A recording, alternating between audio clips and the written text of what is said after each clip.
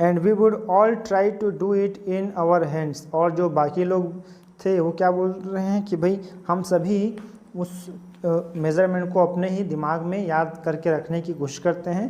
And all get different result, और सभी को अलग अलग रिजल्ट मिलता है, कोई सही मेज़रमेंट नहीं कर पाते हैं। And in the noise that was being made by everybody, और सभी ऐसे नॉइज़ हल्ला करते हैं, आवाज़ करते हैं, तो इससे जो the original number would be forgotten, जो ओरिजिनल नंबर था उसको भूल जाते हैं, मतलब उनका मेज़रमेंट पूरी तरह से फेल हो जाता है। And uncle Podger would have to measure it again, और फिर से अंकल पोजर को उसको मेज़र करने के लिए सीढ़ी पे चढ़ना पड़ता है, और ये काम दोबारा बार बार वही काम उनको करना पड़ता है। अभी तक उनका जो पोस्टर है वो दीवार पर नहीं टंगा है। देखते हैं लास्ट तक ये काम हो पाता है या नहीं।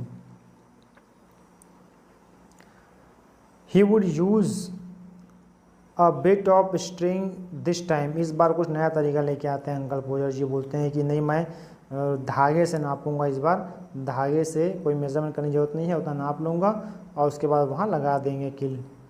And at the critical moment when the old fool was trying to reach a spot 3 inches beyond, और क्या होता है, अब ये ओल्ड फूल मतलब अंकल पोजर को अब बहुत हो गया भाई, अब अंकल पोजर को भी ओल्ड फूल बोल दिया गया, क्योंकि कई बार ये गलतियां कर चुके हैं। और जहाँ पर उनको पहुँचना है स्पॉट में, वो 3 इंच क्या है, दूर है। What was possible for him reach, अब क्या ये पॉसिबल है उसके लिए, देखते हैं। द स्ट्रिंग वुड स्लिप, अब क्या होता है भाई, जो स्ट्रिंग है वो क्या होता है, स्लिप हो जाता है, धागा फिसल जाता है। And down he would fall on the top on to the piano, और वो क्या करते हैं, स्ट्रिंग गिर जाता है और साथ ही साथ वो जो अंकल पोजर हैं वो भी पियानो में गिर जाते हैं। पियानो एक इंस्ट्रूमेंट है, म्यूजिकल इंस्ट्रूमेंट, उसमें वो गिर जाते हैं। आगे देखते हैं। A really fine musical effect being produced, और इससे क्या होता है, एक बहुत ही फाइनली म्यूजिकल इफेक्ट प्रोड्यूस होता है, जो कि अचानक से उनके गिरने से, उनके कीज पर गिरने से पियानो के, एक म्यूज़िक क्रिएट होता है। और उस म्यूज़िक के साथ साथ उनके मुंह से भी कुछ गालियाँ निकलती हैं, जो कि कुछ फनी सा सिचुएशन क्रिएट करती हैं। म्यूज़िक प्लस उनके मुंह से निकली हुई गालियाँ, ये सभी एक साथ होता है, और उनका जो सभी कीज एक साथ उनके सिर और बॉडी से टकराते हैं, तो एक साथ कुछ ऐसा म्यूज़िक प्रोड्यूस होता है जो कि फ़नी सा होता है, और उन साथ ही साथ वो सबको भी गालियाँ भी दे रहे हैं। And aunt Maria would say that she would not allow the children to stand round and hear such language, और ऐसा लैंग्वेज सुनने के लिए जो आंट मारिया हैं वो अलाउ नहीं करती हैं, चिल्ड्रन को बोलते हैं कि तुम लोग भाई यहाँ से जाओ, अंकल जी है जो हैं कुछ ज़्यादा ही अभी परेशान हो गए हैं। आगे देखते हैं। एट लास्ट, अब लास्ट में क्या होता है देखते हैं। Uncle Podger would find the spot again, अरे वाह, अब क्या होता है, अंकल पोजर जी स्पॉट ढूंढ लेते हैं फाइनली भाई। अब देखते हैं क्या होता है।